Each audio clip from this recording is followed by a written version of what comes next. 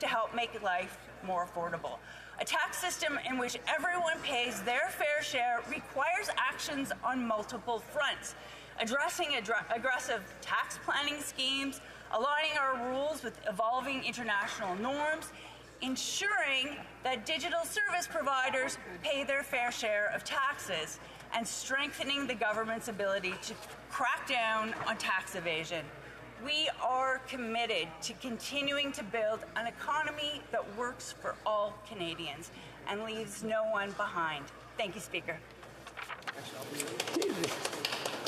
That's all the time we have for now. The honourable member for Hamilton Mountain will have another 2 minutes and 45 seconds coming to her if she wants to wrap up after when we come back. Now we'll proceed to statements by members. Déclaration de député. The honourable member for Bonavista, Buren Trinity. Mr. Speaker, on the eve of Canada's Fire Prevention Week, I want to recognize the tireless work of all the firefighters in my riding of Bonavista, Buren Trinity, the majority of which are volunteers who assist and serve their communities every day as they respond to fires, medical emergencies, and other traumatic events. Every fall, many towns across Bonavista, Buren Trinity recognize the service and sacrifices of these firefighters at award banquets and receptions that bring together volunteers, their families, and community members. Many volunteers are recognized for significant milestones of 5, 10, and 30 years service. I'm so grateful to be invited to many of these banquets every year. I always try to get to as many as I can because I value and respect the great work of these tireless volunteers. Mr. Speaker, I want to acknowledge all firefighters in Bonavista, Buren Trinity, and across Newfoundland and Labrador, across the country, and thank them all for their bravery and hard work on behalf of the residents that they serve. Thank you, Mr. Speaker. The honourable member for Desnete, Mississippi, Churchill River. Whoa. Mr. Speaker, Northern Saskatchewan is home to the most compassionate people in Canada. In Meadow Lake, Evie Donalkowicz and her family donated land to build the Northwest Community Lodge, a 72-bed long-term care home. Mrs. Donalkowicz's additional $100,000 contribution to the Lodge's fundraising campaign helps ensure that this new home will create an environment that delivers quality care and comfort for seniors in Meadow Lake for decades. In La Ronge, the generosity is from La Ronge Petroleum, who along with residents Dennis and Linda Renault have raised more than $100,000 for the Jim Pattison Children's Hospital in Saskatoon. They wrapped a semi-trailer with the Children's Hospital logo as a visual reminder of the work the foundation is doing.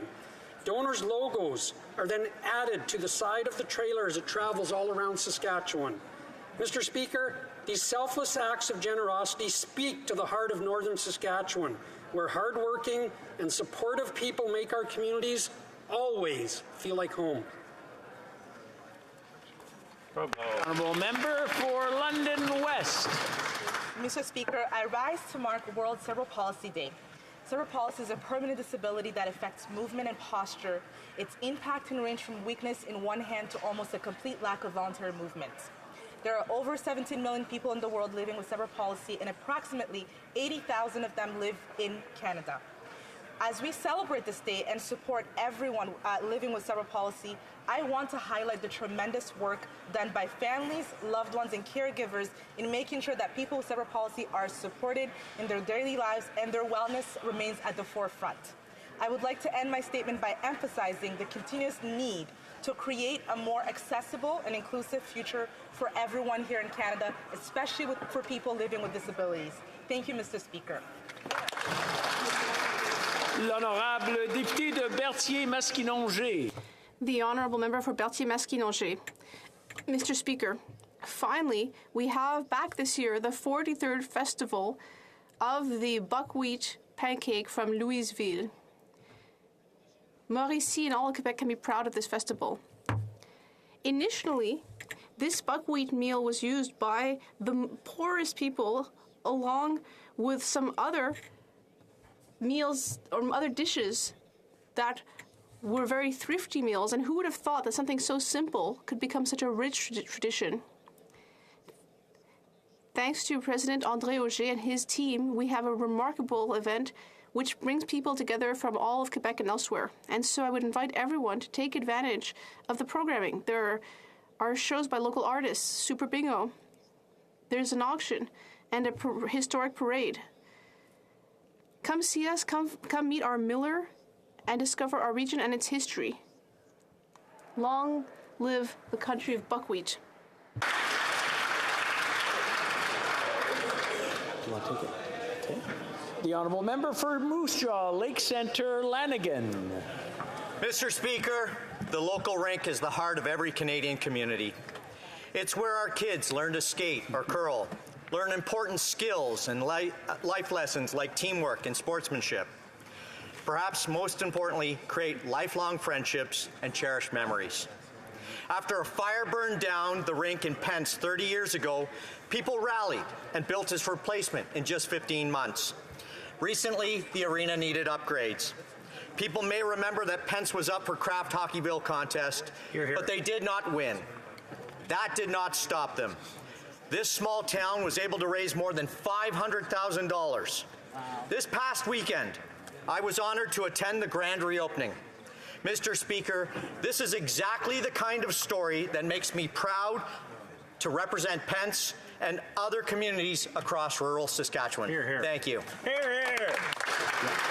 The Honourable Member for Pickering-Uxbridge. Mr. Speaker, this morning we learned that the leader of the official opposition and the Conservative Party have been using tags to promote and to connect and target with incel, right-wing, anti-women, violent rhetoric for their own personal and political gain. These incels, Mr. Speaker, promote the murder of single women and men who date them. They want to decriminalize marital rape, Mr. Speaker. They have very real-life consequences, including followers like the Toronto van attacker. Mr. Speaker, nobody believes that the leader of the opposition didn't know. This has been going on for more than 4.5 years. Mr. Speaker, will the leader of the official opposition and the women in his caucus stand up against this hate, apologize, denounce it, and who in this House is going to stand with us and The Honourable Member for l'Honorable Député de Sherbrooke.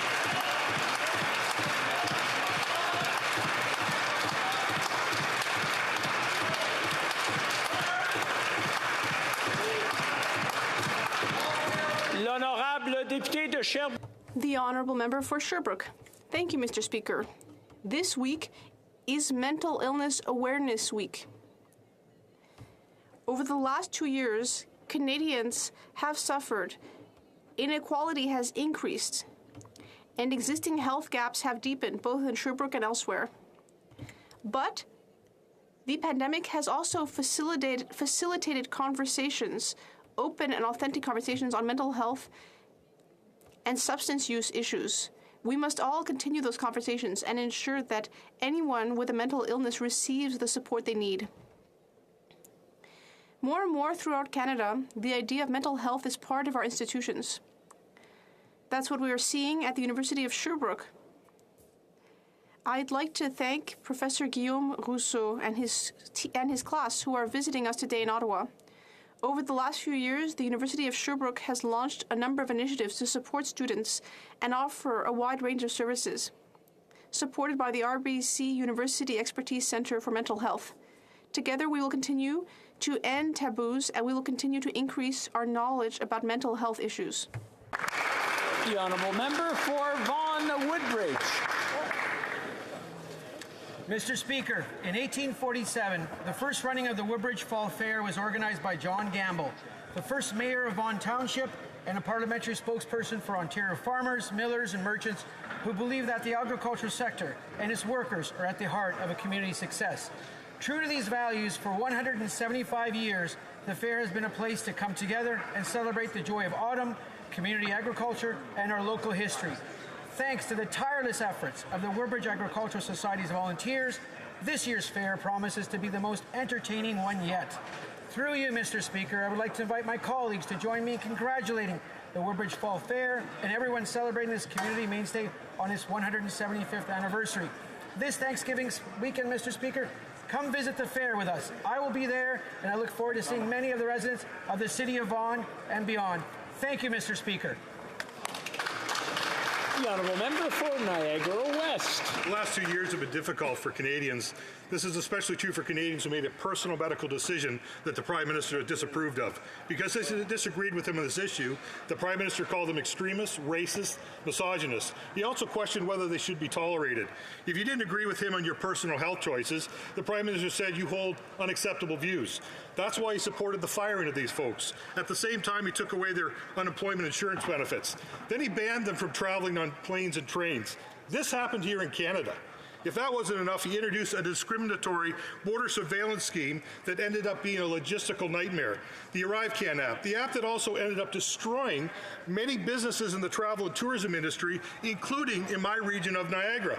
I believe the Prime Minister's comments and his actions will echo in history and will be judged very poorly by future generations. I believe he should be held accountable for those actions.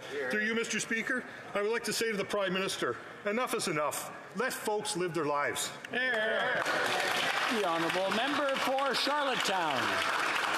Speaker, I rise today in recognition of World Spine Day, which is taking place this year on October 16th. The purpose of World Spine Day is to raise awareness around back health and spinal disorders. Musculoskeletal conditions like low back pain are a leading cause of disability, impacting 11 million Canadians a year.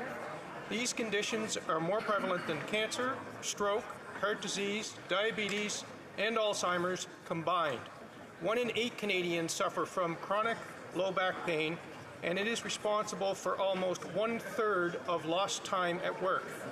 This is an important issue that impacts the health and economic well-being of our communities, large and small. This year's theme is Every Spine Counts, which emphasizes the diversity of underserved communities impacted and the need for improving access to regulated essential spinal health services like chiropractors. Today, and on World Spine Day, I call on all members to recognize the importance of spinal disorders and spinal health in our communities. Thank you, Mr. Speaker. The honourable member for Edmonton Mill Woods. Mr. Speaker, I rise to mark National Catholic Healthcare Week and celebrate the impact of Catholic healthcare in our communities. This year's themes, Building Bridges, underlines the importance of creating connections, addressing gaps, and working together to improve health and well-being of all Canadians. In my riding of Edmonton Mill Woods, the Grey Nuns Community Hospital provides a full range of health care services. In 1988, during the transfer of acute services, staff walked from the Edmonton General to the Grey Nuns, carrying a torch as a symbol of continuing the sisters' legacy of compassionate care at the new facility. The sisters were instrumental in establishing palliative care services, mental health programs, and care for pregnant mothers and babies. In fact, my daughter was born at the Grey Nuns. During this week, the Covenant family will share many stories that show their impact and mission in action. I hope that we can all find opportunities to build bridges, create connections, and improve the well-being of all those around us. The honourable member for Elgin, Middlesex, London. Thank you, Mr. Speaker. We're in a crisis that we must address. For the past several months, I've had the opportunity to sit on the Heritage Committee where we're focusing on HoC Canada and the rape that occurred following their gala dinner in 2018. But, Mr. Speaker, this has opened up a whole new can of worms. In the coming weeks, Rick Westhead, the reporter that brought us the story on HoC Canada, will be releasing his documentary where viewers will be hearing from former gymnasts who have come forward and shared their stories of inappropriate touching and sexual abuse. Mr. Speaker, over 400 gymnasts have come now forward asking for an independent investigation. We're hearing from high-performance gymnasts, boxers, and rowers who are all sharing their stories. The common denominator here, Mr. Speaker, these are our kids. These athletes are our children. Someone said to me, HoC Canada is too big. We have no power against them. Well, Mr. Speaker, I disagree. No one is too big when it comes to the safety and well-being of our children. There needs to be an investigation, and this government needs to take action on behalf of the many young athletes who have been wrongfully violated. Thank you, Mr. Speaker. L'honorable The Honourable Member for Hochelaga. Mr. Speaker, we heard very shocking news this morning.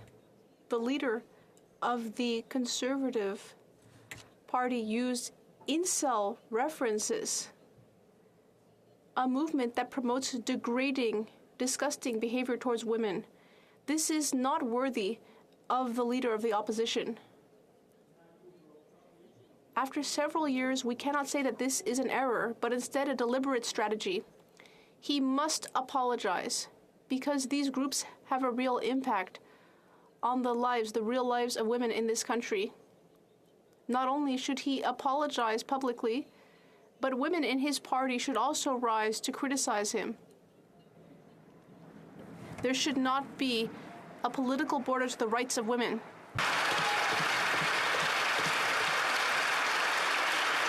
The Honourable Member for Vancouver Kingsway.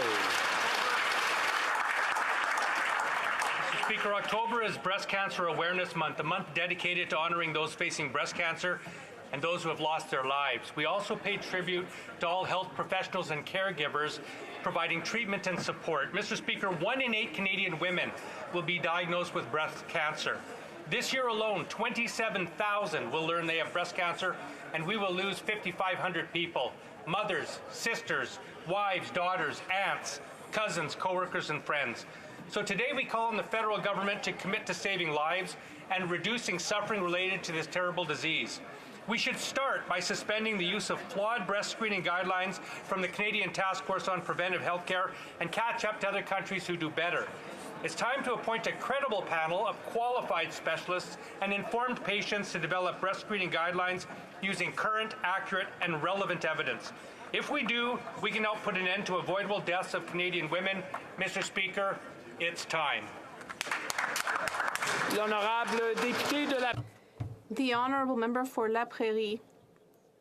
Mr. Speaker, last week I participated in the festivities for the 5th anniversary of the business Gravité, which was founded 5 years ago by Julie Voyer and her partners.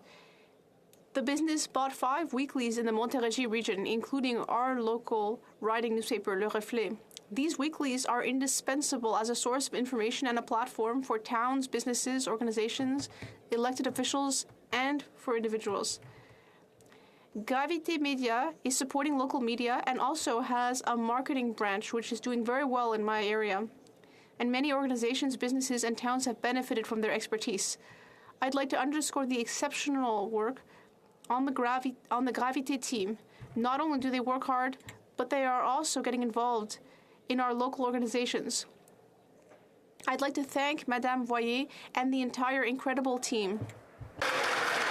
The Honourable Member for Essex. Mr. Speaker, the new Conservative leader will put the people first. Their paychecks, their savings, their home, and their country. The carbon tax is an utter failure. Liberals say it will reduce emissions, but emissions have gone up under this government. BC has had a carbon tax for 14 years, and their emissions have only gone up. Quebec has had one for 12 years, and their emissions have gone up as well. The carbon tax only drives the cost of everything higher and is punishing on Canadians who can least afford it. The Liberals say when you get more money back from the carbon tax, but the PBO has said this is false, and many Canadians lose money because of the carbon tax. Yet this Liberal government is going to triple the carbon tax by April 2023. It would seem the Prime Minister is experiencing the carbon tax differently than hard-working Canadians. But help is on the way, Mr. Speaker. A Conservative government led by our new leader will scrap the carbon tax. The Honourable Member for Fredericton. Mr. Speaker, one of the many reasons that make Fredericton such a vibrant community is the dynamism of the people, the leaders, the dreamers, the doers. Today I'm so proud to celebrate the achievements of a few of them that I have the honour to represent here in this House.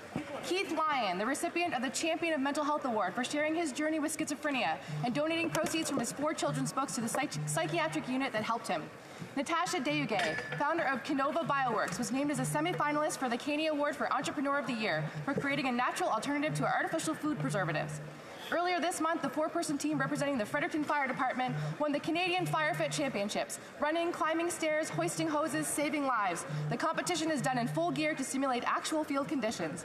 Wooly Gizgat to Candy Paul of Under One Sky Friendship Center, who won the Prime Minister's Award for Excellence in Early Childhood Education, along with Angela D'Entremont and Shauna Kelly from Park Street Elementary School for their award in excellence in teaching. I invite everyone to join me in congratulating these incredible Frederictonians on their achievements. Thank you. Question orale, oral questions. The Honourable Leader of the Opposition.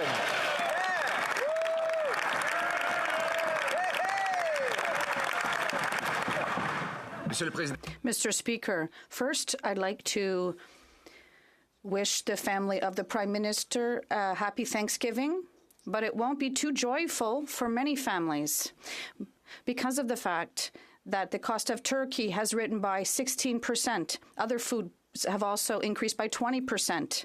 So 20% of Canadians will have to reduce their Thanksgiving dinner. So how much will the cost of Thanksgiving dinner increase when the Prime Minister triples the carbon tax, the Right Honourable Prime Minister?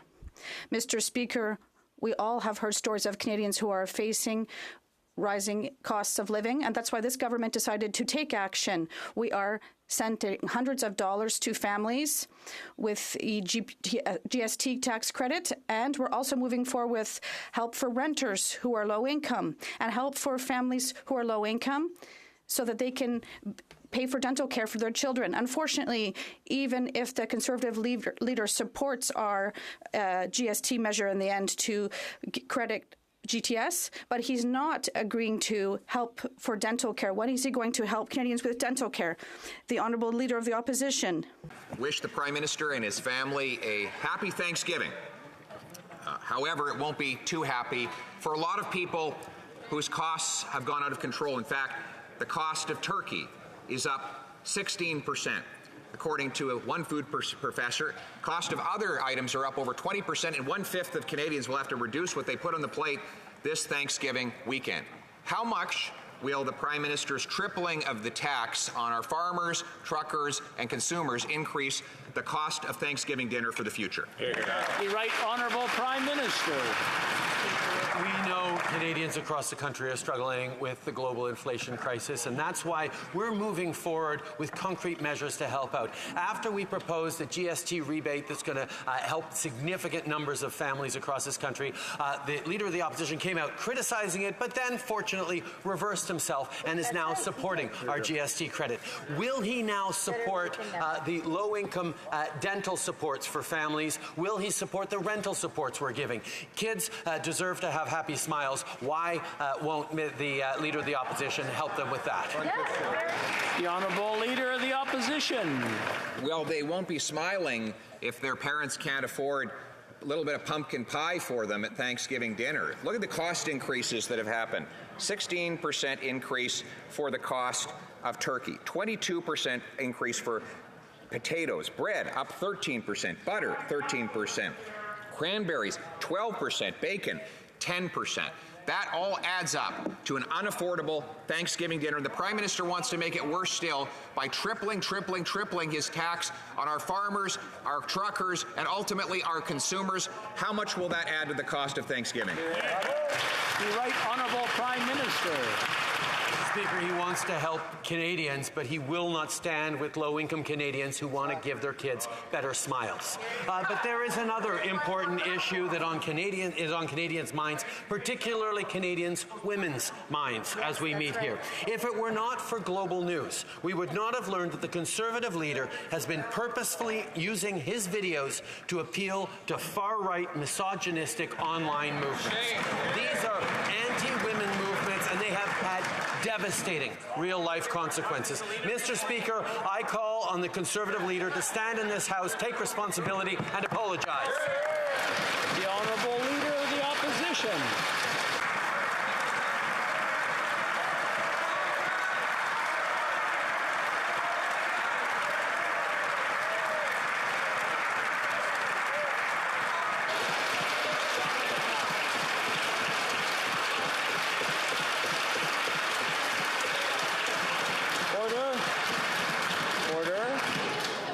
Honourable Leader of the Opposition. I condemned this organization, and I corrected the problem as soon as it became known to me, Mr. Speaker. But I condemn all forms of misogyny, including when the Prime Minister fired the very first female Indigenous Attorney General.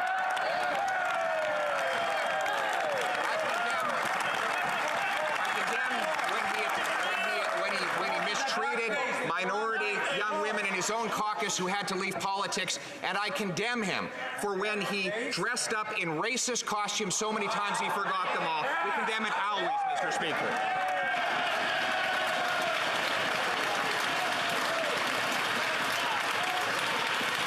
The Right Honourable Prime Minister. Mr. Speaker, the choice made by the Conservative leader in reaching out to extremist online groups into, pulling in anti-women, misogynistic groups for his own political gain is one that he will have to answer for. I think women across this country want to know why he allowed this to happen and want to see him take responsibility for it. The Honourable Leader of the Opposition.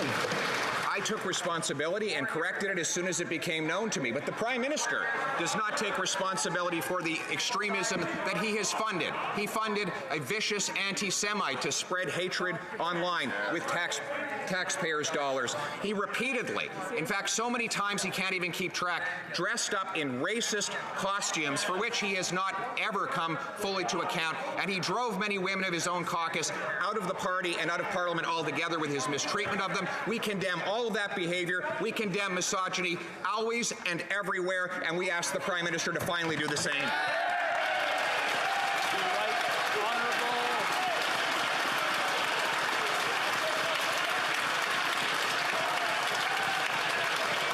The Right Honourable Prime Minister.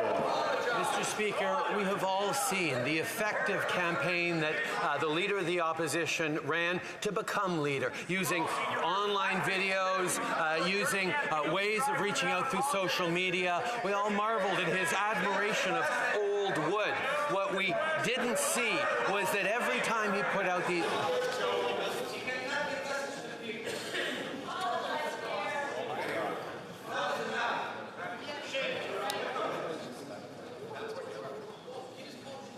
Are we done? Prime Minister, from the top, please.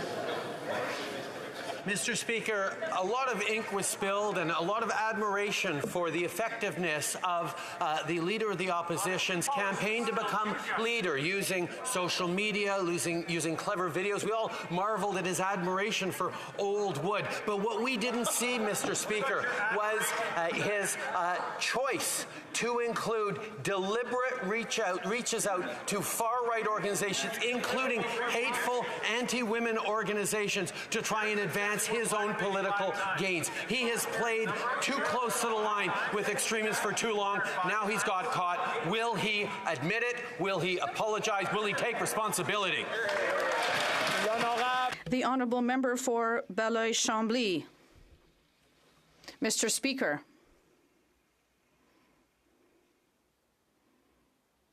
The Honourable Member.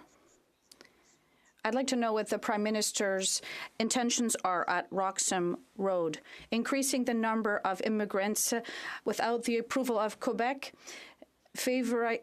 giving favour to contracts to Liberal members, and given the labour shortage, while we're entering workers who are vulnerable, who do not speak French, and who we won't give a work permit to for over a year. Do we understand that there's nothing at all humanitarian about the Prime Minister's policy at Roxham Road?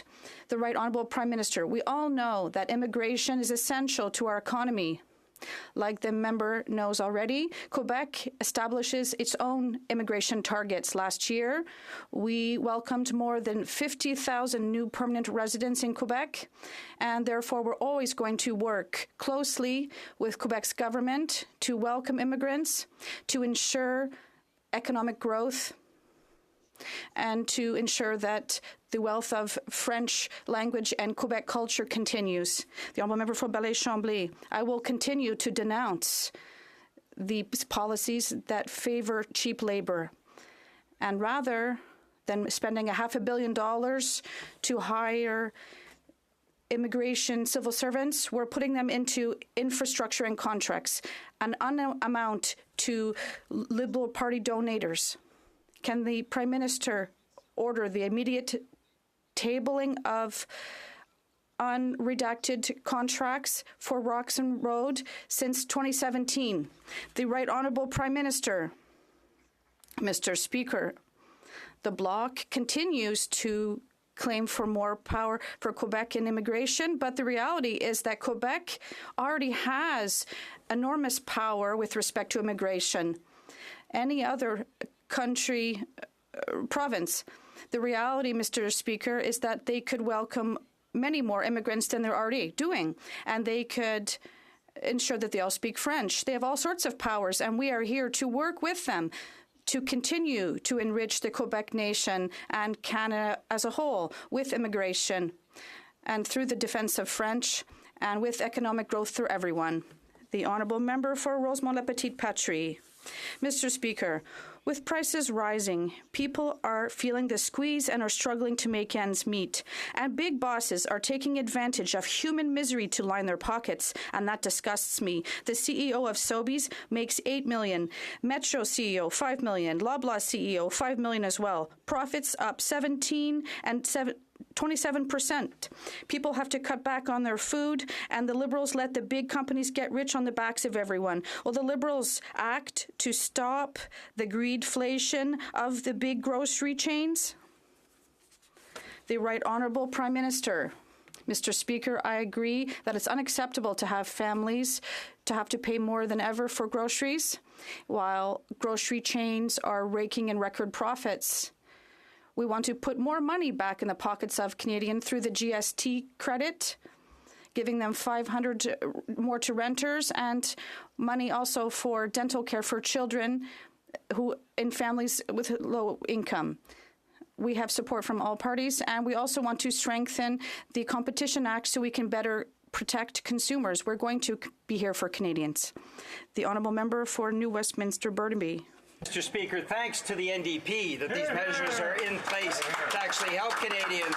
But there's just pretty words from the Prime Minister when it comes to helping Canadians through this greedflation crisis. The CEOs of big grocery stores are bragging about their massive profits on the backs of families. The Empire CEO bragged, we improved our strong margins, and he's $8 billion richer. Galen West of Loblaws is proud of achieving strong top-line growth. He's got $5 million more.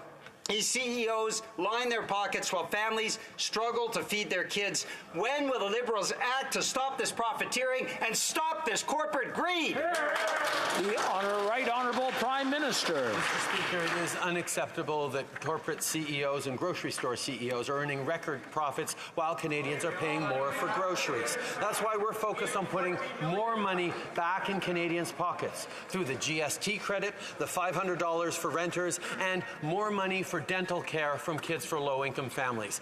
We thank the parties in this House that are supporting us on this and call on the Conservatives to support us in delivering dental care for kids from low-income families. We can't understand why the Conservatives continue to stand against that. These are measures that will help low-income families at a very difficult time. Why can't this whole House come together and support dental care for kids? The Honourable Member for Bellechasse-les-Etchemins-Lévis. Mr. Speaker, the Liberal government decided to protect HoC Canada the other day rather than women who are victims of sexual abuse. The government has known since 2018 that there was a problem at HoC Canada, and they have blindly turned an eye to it. These women who are victims have been abandoned by HoC Canada, and we want to know why this government has closed its eyes on these many cases of sexual assault, Mr. Speaker. The Honourable Minister of Sport. Mr. Speaker, the government is taking all the necessary action to hold the executives of HoC Canada to account. We're looking back to 2016 to get all the necessary information to see how public funds were used to solve cases of sexual assault. We also made sure that HoC Canada has to look at ethics in sport and allow the commissioner to do an investigation. We will not give up. Hockey Canada will be accountable for these cases. Honourable Member for Peterborough, Kawartha. Mr. Speaker, this Liberal government has known for 4 years about the heinous allegations of sexual assault against 8 players from Team Canada. Hockey Canada received $14 million from 2020 to 2021 from this Liberal government. Hockey Canada has paid millions to pay off sexual assault claimants. My question is for the Prime Minister, who claims to be a feminist. How is covering up sexual assault helping women? The Honourable Minister for Sports. Mr. President, after hearing today's story about how the Conservative are mobilizing organization that promotes violence against women, it's a little bit shameful, the questions that they're asking today.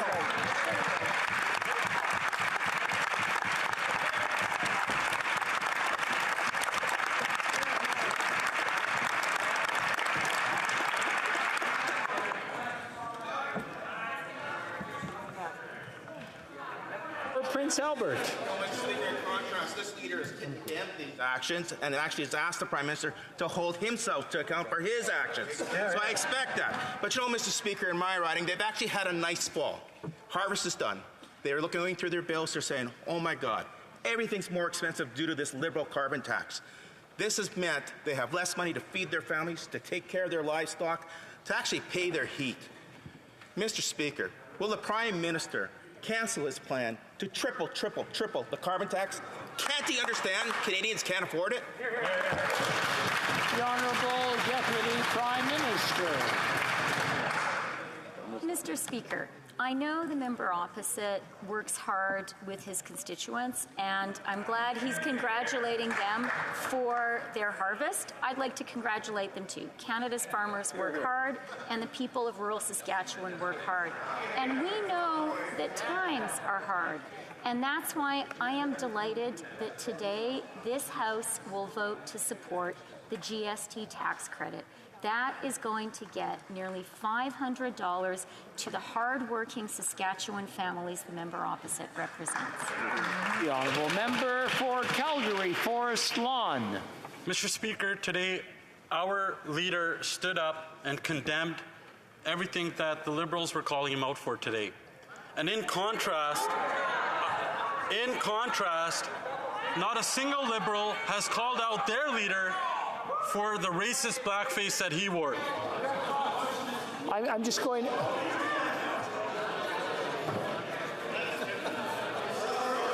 Order. If I can have everyone calm down. If you don't mind, the Honourable Member for Calgary Forest Lawn. From the top, I just want to make sure everybody hears the question so that when the Minister or the Prime Minister answer, then everybody can hear that as well. The Honourable Member for Calgary Forest Lawn. Mr. Speaker, rising interest rates are crushing over 70% of small businesses, according to a report by the CFIB. Small businesses in my riding are being squeezed by rising taxes, record high inflation, labour crisis, and punishing interest rates. When will this government wake up and get off the necks of our small businesses and job creators? The Honourable Parliamentary Secretary.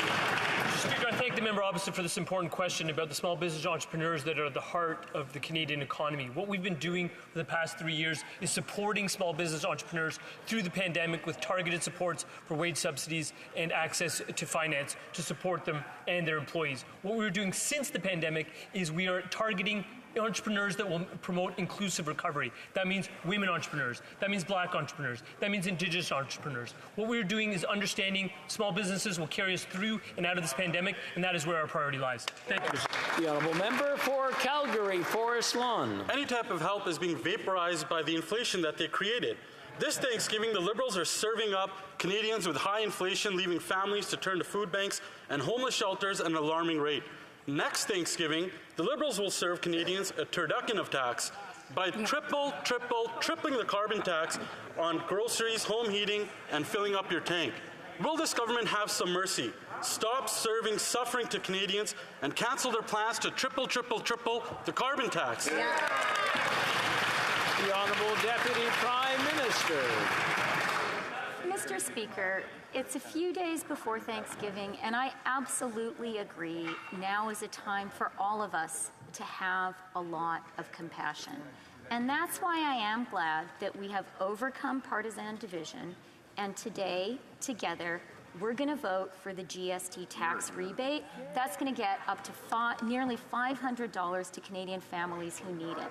Now I want to encourage all of us to take another step. Let's support Canadian kids under 12 whose parents can't afford to take them to the dentist. How is that okay? Let's vote for this measure too and get it through in record time.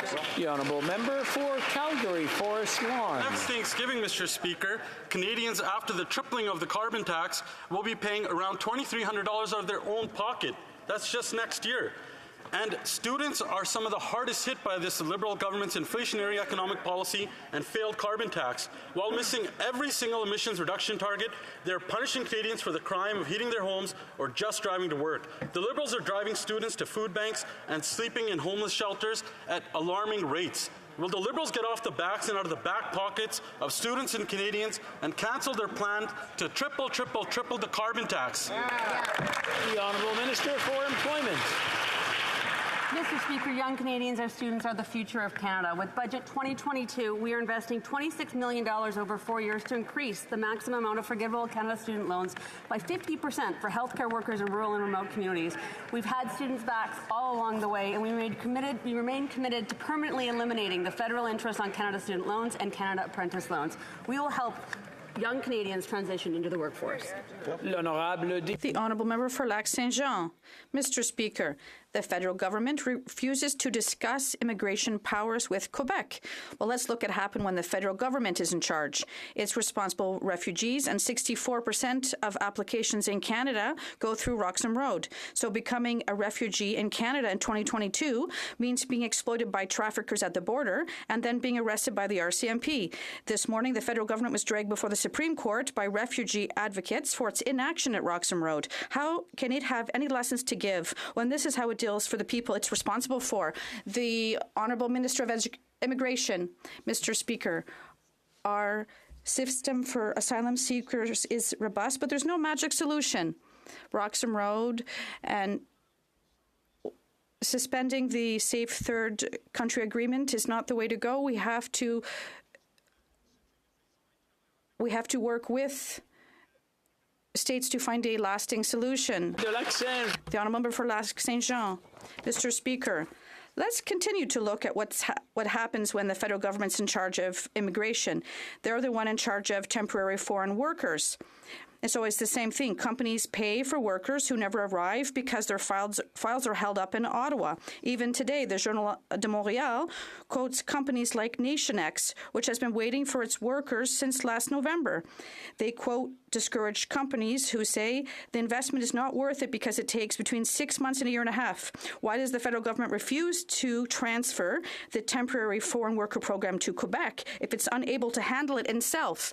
The Honourable Minister. Here is what you have when the federal government and the provincial government work together. You have men and women who come to Quebec society, who are successful, who work, who learn French, they have children, who go to school, they make friends, they play hockey, they contribute to society, Mr. Speaker. It's positive. We have to stop talking about immigration like it's shameful. These are men and women and children, human beings who come to contribute to Quebec and to Canada, Mr. Speaker. The Honourable Member for Lac Saint Jean.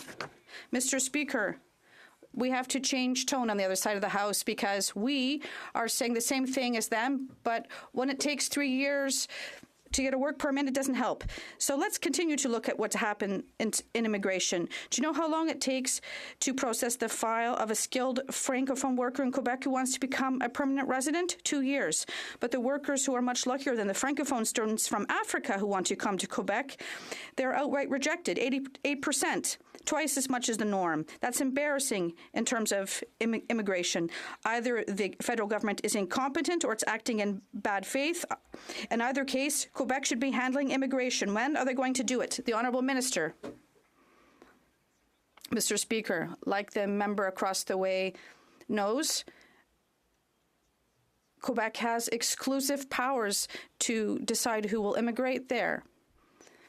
And we will work in close collaboration with them to support the target to receive the necessary immigrants so that we can help companies and enforce the vitality as well. We will always work with Quebec today and tomorrow. The Honourable Member for Montmagny, Lisley, Kamouraska, Rivière-du-Loup. Mr. Speaker, $1,200. That's how much more the average Canadian family will have to spend on food this year. And for some people, it's too much. Parents are going without meals to feed their children, and food bank use is skyrocketing across the country. The Liberal government is about to triple the carbon tax and increase the tax on EI. And as a result, the cost of food, products, and services will triple at the expense of consumers. Will this government cancel its tax increases, yes or no? The Honourable Deputy Prime Minister. Mr. Speaker, I'd like to begin by thanking the member across the way for his support for our plan for inflation relief measures. It's the right decision. It will help families and people across our country. Now, I would sincerely like to ask all members of this House to also support our plan to help children, young children, in terms of dental care. We have to do it, Mr. Speaker. Honourable Member for Calgary Confederation. Mr. Speaker, every day I get another letter from my constituents in Calgary telling me about the challenges that they are having making ends meet. Inflation rises, taxes rise, but their paychecks do not. 8% inflation has the effect of cutting a full month of purchasing power from the annual family budget. Many Canadians are worried about how they will eat and stay warm this winter. Will this Liberal government cancel their plans to tripling taxes on gas, groceries, and home heating? The Honourable Deputy Prime Minister. Mr. Speaker, let me start with a small point. Inflation, the latest number was actually 7%. That is still too high, and that is still causing real challenges for Canadian families. That's why I am really sincerely pleased that the Conservatives swallowed their pride and are supporting our GST tax credit that is going to get nearly $500 to Canadian families. I would like to urge them now to take the next step. It's hard, swallow their pride again, and to support dental care for children who need it under 12. The Honourable Member for Kenora.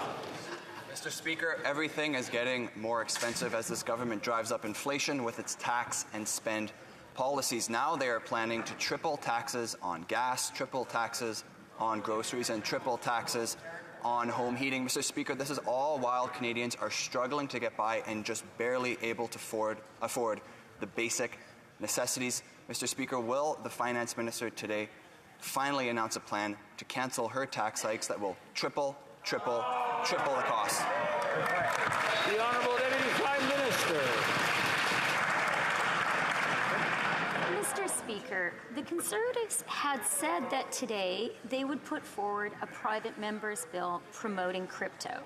But earlier this week, and for the third time in a row, they pulled the bill. Now, I hope that that means the Conservatives are collectively embarrassed by their leaders' reckless advice to Canadians to invest in crypto. I really hope that's the case, and I hope that now they will have the good grace to publicly recant and to apologize to Canadians for that reckless, dangerous advice. The Honourable Member for Churchill, Kiiwetinoong-Aski. Mr. Speaker, we have a government of fakers. The Liberals fake standing with working people, and they may even believe it, which is shocking given the record of corporate giveaways and refusal to make the wealthy pay their fair share to the tune of $30 billion in 2021 alone. The reality is that billionaires have it easier under this Prime Minister than they did. I'm going to interrupt the Honourable Member for a moment. And I want to remind everyone, just because someone is here virtually and it's nice and loud over the microphone, over the speakers, doesn't mean we can all talk. So I want to remind everybody to keep it down. And for those watching remotely, please don't cut in. It's really not polite. The honourable member for Churchill-Nudaski from the top, please. Mr. Speaker, we have a government of fakers. The Liberals fake standing up for working people. They may even believe it, which is shocking given the record of corporate giveaways and refusal to make the wealthy pay their fair share to the tune of $30 billion in 2021 alone. The reality is the billionaires have it easier under this Prime Minister than they did under Stephen Harper. It's time for fair taxation. It's time to make the rich pay. So which will it be? More faking, or will the Liberals make the ultra-rich pay their fair share to deliver the support Canadians need now? The Honourable Deputy Prime Minister. Mr. Speaker, our government absolutely is committed to ensuring that everyone in Canada pays their fair share, and we have shown it with concrete measures. Let me remind all members in this House that we are permanently raising the corporate income tax by 1.5% on the largest, most profitable banks and insurance companies. We are introducing a Canada Recovery Dividend of 15% on banks and insurance companies to do the right thing and help pay for the cost of COVID. And of course, our luxury tax on super expensive cars, yachts, and planes is already in force. The honourable member for South Okanagan, West Kootenay. Mr. Speaker, families dealing with the rising cost of living are worried about what they can afford. Canadian financial institutions already charge some of the highest credit card fees in the world while making record profits. Now Canadian consumers will have to pay those charges directly, simply by using their credit cards. New Democrats have urged both Conservative and Liberal governments to cap credit card fees at 1%. But governments keep protecting corporate profits. Will the Liberals finally defend Canadians by capping credit card merchant fees? The Honourable Deputy Prime Minister. Mr. Speaker, I spoke just a moment ago about our commitment to ensure that everyone in Canada pays their fair share, and I listed some of the very concrete tax measures which are coming into force, some of which have come into force already. We're going to keep going. When it comes to credit card fees, I am very much in agreement with the member opposite. We need to support consumers. We need to support small businesses. We're committed to doing that, and we will. The honourable member for Malpeque. Thank you, Mr. Speaker. Mr. Speaker, like many other Atlantic Canadian communities, Malpeque was hit extremely hard in the province of Prince Edward Island. Jobs, livelihoods, and infrastructures was destroyed. Can the Minister of Rural Economic Development tell me and the rest of Atlantic Canada how this government is going to help rebuild? The Honourable Minister for Rural and Economic Development. Thank you, Mr. Speaker, and I want to thank my colleague from Prince Edward Island. On the ground at home last week, I saw what we know about Eastern Canadians. Man, we come together during difficult times, and I want everyone to know that the federal government has come together under these difficult times to help everyone get through this. On top of the disaster financial assistance agreements, which is administered through the province, which covers up to 90% of the cost of this terrible storm damage, we announced this week the Hurricane Fiona Recovery Fund. That's an additional $300 million to help people and businesses whose situations may fall through the cracks under the DFFA. Mr. Speaker, the federal government will be there with every person, every community, every business as we build back stronger and get back on our feet in Atlantic Canada. The honourable member for Edmonton Riverbend. Mr. Speaker, the price of everything has gone up, and now almost half of Canadians are $200 away from insolvency. Jennifer and Kristen are two moms in my riding that recently reached out to me distressed they can't afford to pay $1 more. So will this Prime Minister cancel his plans to triple the taxes on gas, groceries, and home heating? The Honourable Minister for Families. Mr. Speaker, when we compare our record to the Conservatives, there's a clear difference in which side of the House has been there on behalf of Canadians.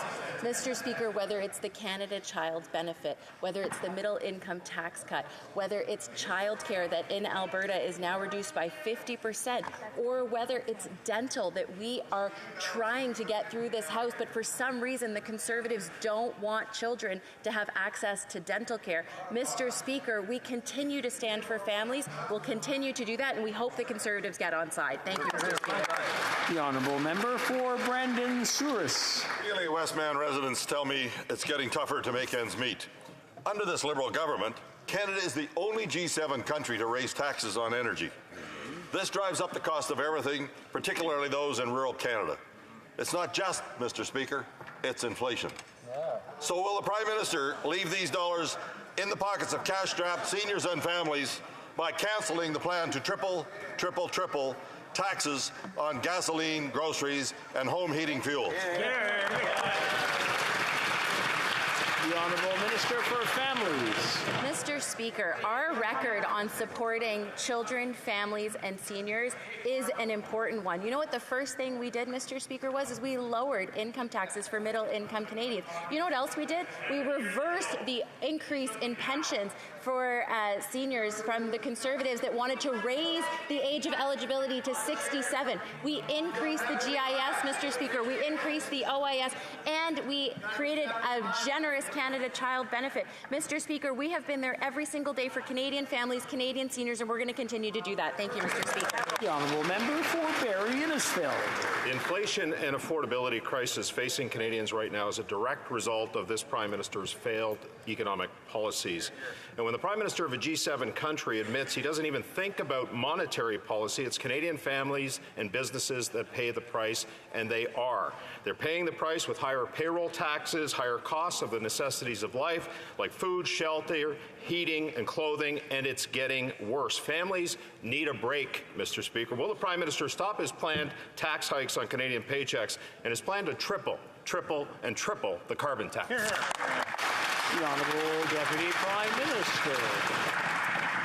Mr. Speaker, monetary policy is, of course, the province of the Bank of Canada, whose independence we on this side of the House respect.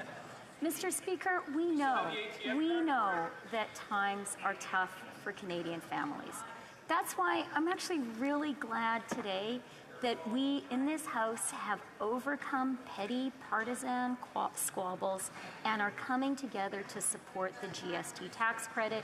It is going to get nearly $500 to the Canadian families who need it the most. It's time to do the same thing on dental care for kids and on rental support. The honourable member for Lévis-Lotbinière. Mr. Speaker, with the Liberals' inflationary taxes, Canadians have become so impoverished with under $200 a month to pay the bills. And this Liberal government is ignoring the cost of living.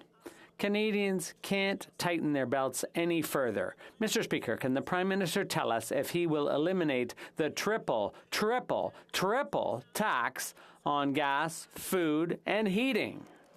The Honourable Deputy Prime Minister.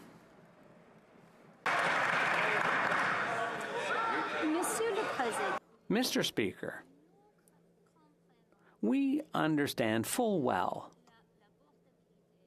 that affordability and the cost of living are important and difficult issues for many Canadian families. And that's why I'm so delighted today that this place is going to vote all together for our idea, our plan to provide inflation relief. That's the right thing to do. It's a good thing. Now we need to come together once again around dental care for children. The honourable member for Avignon, Lamitis, Matane, Matapédia. Mr. Speaker, from January to August of this year, 23,196 refugee claimants were intercepted by the RCMP at Roxham Road.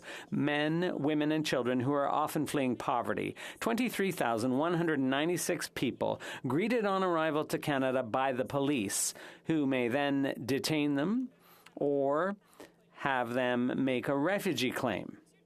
Mr. Speaker, my question is simple. Is this really how Canada should be greeting refugees? The Honourable Minister of Immigration. Mr. Speaker, closing Roxham Road is not a solution because it won't solve the general problem. As the member opposite knows, Canada shares the longest demilitarized border in the world. People crossing at Roxham Road have to provide ID. And what we need to do is update the agreement, the Safe Third Country deal, and that's what we're doing. The Honourable Member for Avignon. Mr. Speaker, 23,196 refugee claimants intercepted by the RCMP this year at Roxham Road alone.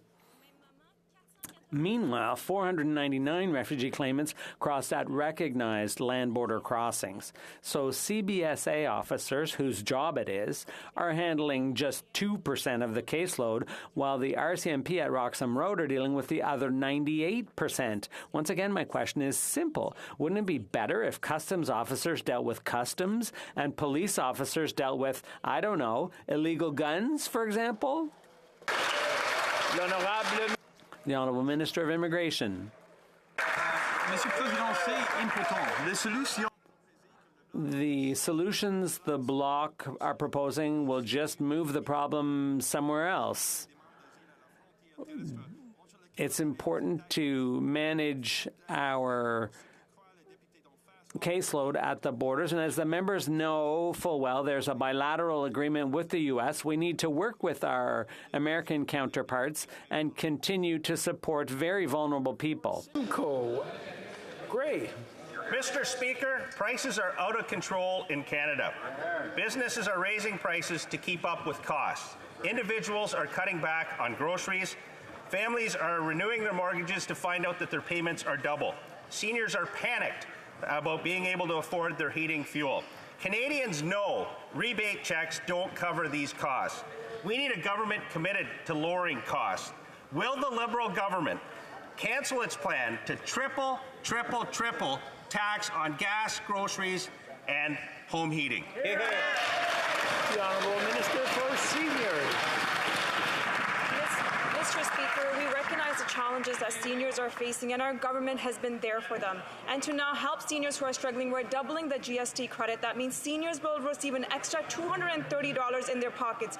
Nearly 2 million low-income renters who are struggling with their rent will receive $500. Mr. Speaker, we also increased the old-age security for seniors age 75 by 10%. Mr. Speaker, on this side of the House, we're going to continue to create an economy that works for everyone, including seniors. Thank you.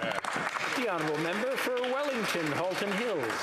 Mr. Speaker, the government's priorities are descending into farce. They won't allow U.S. officers into Canada to reopen Nexus offices, even though we have an agreement and the United States is an ally.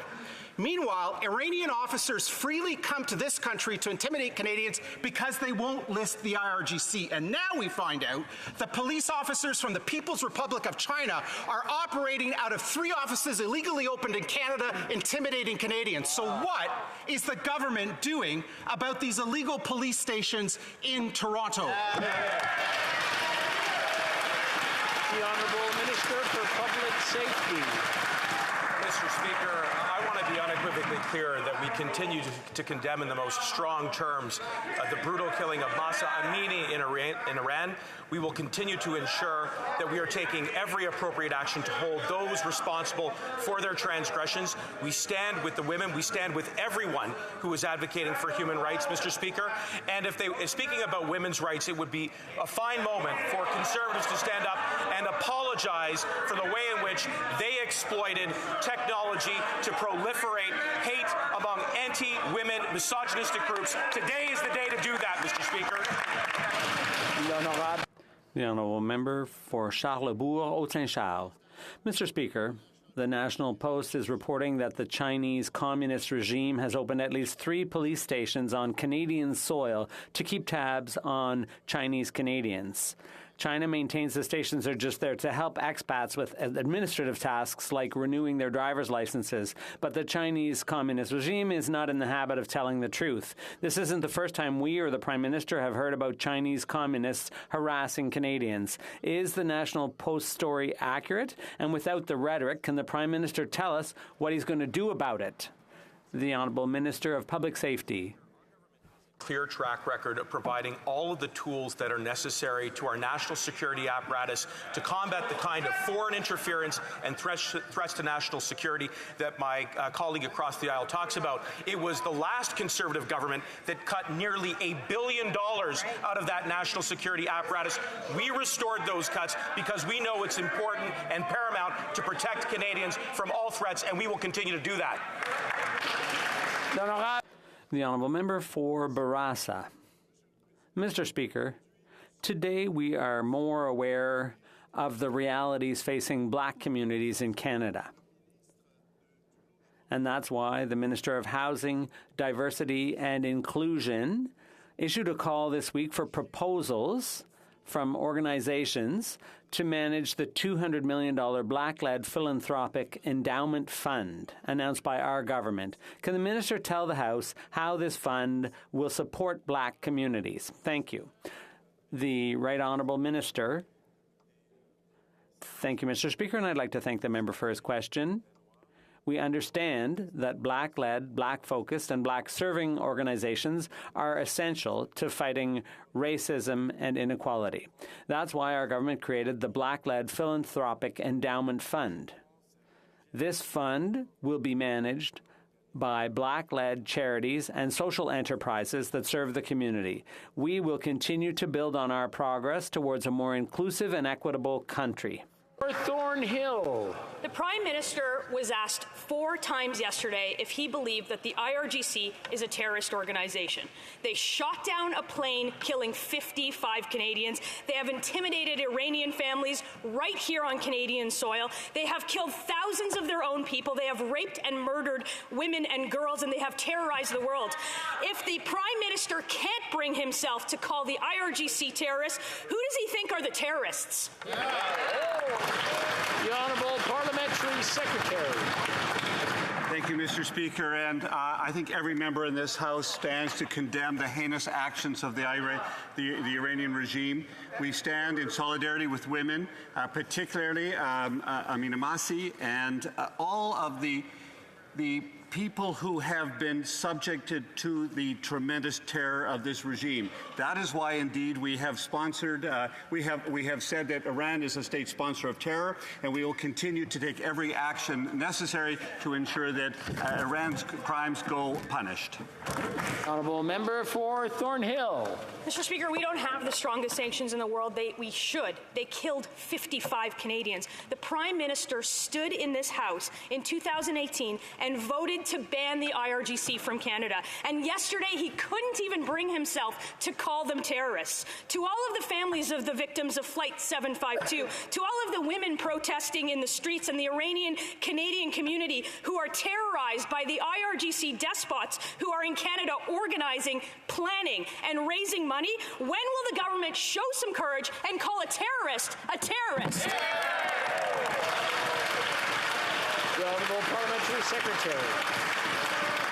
Thank you. Thank you, Mr. Speaker. On this side of the House, we want real action that will actually target where danger lies. We do not have time for jargon and rhetoric. We do not have time to try to make a political spectacle out of this. Real people are hurting. Real Canadians have been hurt, and we will continue to take every action possible to make sure that we target very specifically those who commit heinous crimes. That's what we will do on this side of the House. The Honourable Member for Miramichi Grand Lake. Mr. Speaker, look at what's going on here today. We have a government that can't say the IRGC are terrorists. We know from C5 that the Liberals are weak on crime. Now we know they're weak on terrorism. The IRGC fired a missile at a civilian airliner, murdering 176 people, 55 Canadians, 30 permanent residents. This is personal for this country. A simple question for the government. If the IRGC are not terrorists, then who is? Hear, hear. The Honourable Minister for Public Safety. Mr. Speaker, we say with a very clear voice on this side of the House that Iran is a state that supports terror. We will continue to call out those who are responsible for all the transgressions of human rights. We will continue to stand with the families who are advocating for women's rights, Mr. Speaker. And they want to talk about being weak on law and order. When are they going to finally wake up, conservatives, and do what is right when it comes to combating gun violence in our communities? Their only plan is to make assault-style rifles again. That's wrong. On this side of the House, we'll continue to do what's necessary to protect health and safety of Canadians and to protect human rights around the world. Thank you. The honourable member for Brampton South. Diabetes is a serious chronic disease and one of the most common affecting millions of Canadians. It poses extensive challenges for those living with it, including their families and communities. Yesterday, the framework for diabetes in Canada was tabled, marking a pivotal moment in our ongoing efforts to support Canadians impacted by this disease. Can the Minister of Health tell this House about how this will contribute to our efforts to better support and collaborate with those impacted by diabetes in Canada? The Honourable Minister of Health.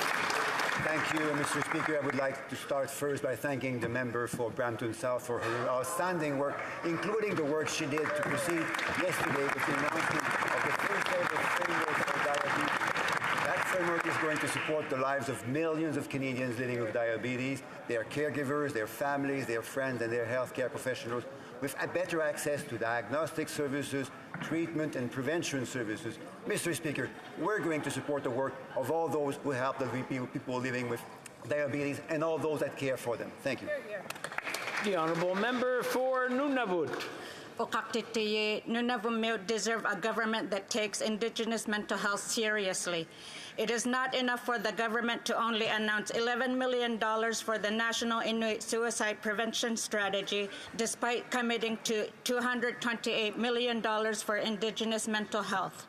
Indigenous people rightfully expect more from this government, who continues to be all talk with no action. Will this government finally commit to culturally appropriate Indigenous mental health funding that they promised? The Honourable Minister. Well, thank you very much, Mr. Speaker, and I want to thank the member opposite for her constant advocacy for equity and for Indigenous-led and designed mental wellness strategies. And in fact, that's what we were announcing today with President Obed of ITK, an additional top-up of $11 million for the work that ITK is doing with partners across the territories. And I will say, Mr. Speaker, promise is being shown by these Indigenous-led approaches. It was an honor to be with President Obed today to announce that the federal government will top up the funding that ITK has by $11 million. The honourable member for Kitchener Centre. Thank you, Mr. Speaker. Earlier this year, we learned that the cost for the Trans Mountain Expansion project had ballooned to $21.4 billion, more than double the estimated cost when this government bought the pipeline in 2018.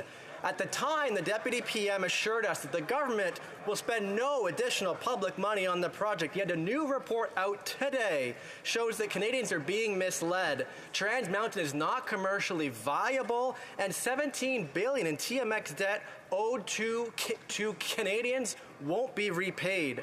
When will the governing party truly stop wasting Canadians' money on this climate-killing project?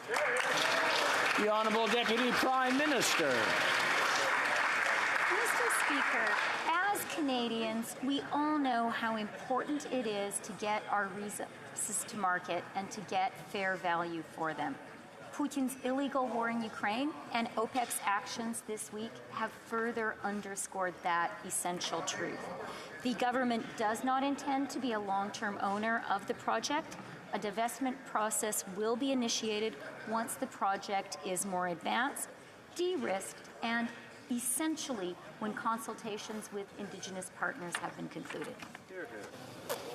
I'm afraid that's all the time we have. C'est tout le temps que nous avons. We have a point of order. The honourable member for Barrie Innisfil. Thank you, Mr. Speaker. In Ontario, the government funds a program that provides free preventative routine maintenance and emergency dental services for children and youth 17 years and old and under. It's called the Healthy Smiles program, Mr. Speaker, and these are for low-income households.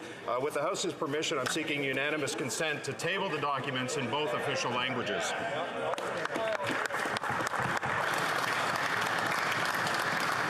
All those opposed to the honourable member moving the motion will please say nay. I'm afraid we don't have unanimous consent.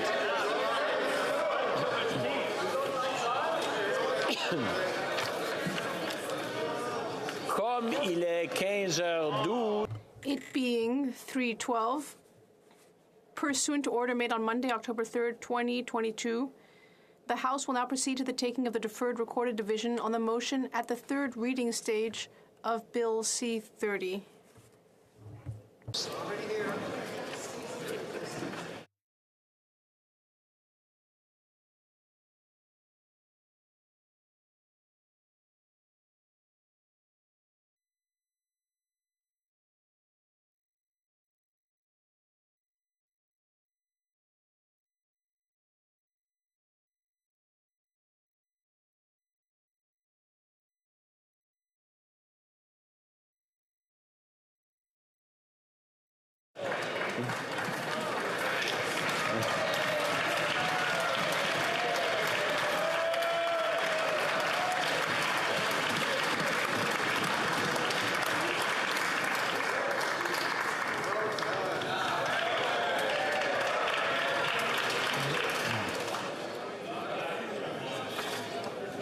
That one I got memorized.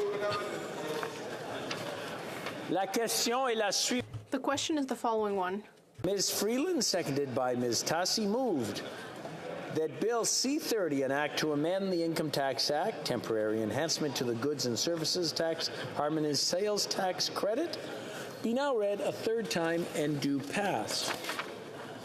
La période de 10 minutes pour les... The 10-minute period for members voting electronically has started, and the House will now proceed to the vote for members participating in person. All those in favor of the motion will please rise. Mr. Holland. Mr. Holland. Mr. Macaulay Cardigan. Macaulay Cardigan. Mr. O'Regan. Mr. O'Regan. Ms. Bennett. Ms. Bennett. Monsieur Duclos. Monsieur Duclos. Ms. Qualtrough. Ms. Qualtrough. Monsieur Rodriguez. Mr. Rodriguez. Ms. Freeland. Ms. Freeland. Monsieur Lametti. Monsieur Lametti. Ms. Hutchings. Ms. Hutchings. Ms. Tassi. Ms. Tassi. Monsieur Boissonneau.